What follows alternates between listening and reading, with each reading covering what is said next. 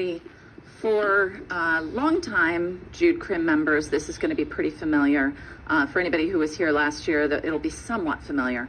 Back in the 99th General Assembly, working together with law enforcement and domestic violence advocates, our General Assembly passed a law that would allow survivors of domestic violence who had been criminalized, whose life had led them, usually their abuse had led them into a position of having been charged with a crime. It allowed those mostly women to petition for a resentencing hearing when their abuse had not been explored as a factor in their life. And what we found in the years that followed, it was very exciting to work together to come up with this solution, but what we found in the years that followed was that, as is often the case, our language wasn't precise enough, and very few people were able to access relief. Last year, we brought a new version that went to some lengths to ensure that we were using good factors to ensure people's eligibility, but also to address the fact that, frankly, gender-based violence was the appropriate language, since we also had folks who were serving who had been victims of sexual assault or human trafficking. So what we have today in Senate Bill 2260 with House Committee Amendment 1, and I will need to adopt the amendment, is the result of getting the original band back together, frankly, addressing the problem as a team and coming up with language that removed all opposition. Like I said, those of you who were here last year may have recalled spokesperson Windhorst and I doing a little bit of back and forth trying to figure out how to land this one. So I'm grateful to him for his help, but also to the State's Attorney Moser from Kane County, who was a huge help in getting the state's attorneys to provide language that would actually solve the problem that we have seen. Procedurally, do we need to do the amendment first and then I can do testimony? Yes, let's go ahead and adopt that amendment. Vice Chair Cassidy. Representative Morgan moves that the committee do adopt House Committee Amendment number 1 to Senate Bill 2260. All those in favor say aye, opposed say nay. The deputy chair, the ayes have it, and the amendment is adopted. With that said, let's also check in on your witness slips. You've got 4 proponents, no opponents. 2 individuals representing the Women's Justice Institute have filed in support. Also, 2 individuals, I guess, have filed as themselves, Gary Knoll and Jamie Moser. So Jamie Moser is the state's attorney from Kane County. Yes. So it probably went in, yeah. But I do have a witness who can speak to the practicality of this issue if we could. Yes. So Sirena Smith is here with us. This is her first session in Springfield. She is part of the first cohort of Women's Justice Institute Advocacy Fellows.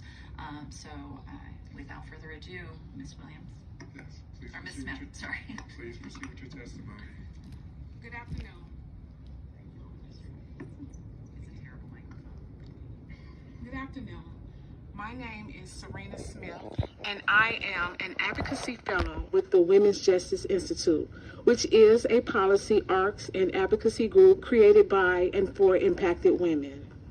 I am here on behalf of my sister survivors that cannot be here today because they are incarcerated in our state prisons. When I left IDOC in September of 2020, I committed to myself that I will continue to advocate for those that were left behind, which is why I've been traveling to Springfield this session to meet many of you and urge you to vote for this bill. I have witnessed and been part of the collective hope women in IDOC experienced when the General Assembly unanimously passed the domestic violence resentencing law in 2015. It was hoped for an opportunity to finally be seen and finally heard about the violence experienced and the role it had in the crime for which women are convicted. All too often, women are victims of abuse and then charged alongside their abusers for crimes their abusers commit. Often under the theory of accountability. But what the court didn't know or didn't hear was that we were victims too. This bill offers a chance for that injustice to be corrected. I hope to stand witness to you voting to remove the barriers that prevent these same women, my sister survivors, from being heard moving forward. Well, thank you, Ms. Smith, for your courage and that testimony. Ms. Johnson, good to see you. Are there questions from members on Senate Bill 2260? Okay, seeing none. Representative Vella moves to recommend that Senate Bill 2260 do pass as amended.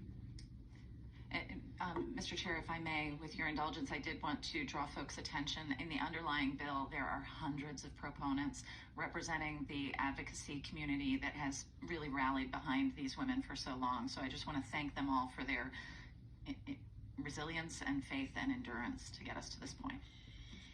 Vice Chair Cassie, thank you for your resilience and how you've led this effort over the years, actually. With that being said, Representative moves to recommend that Senate Bill 2260 as amended do pass. Leave being granted, there being 13 votes in favor, right?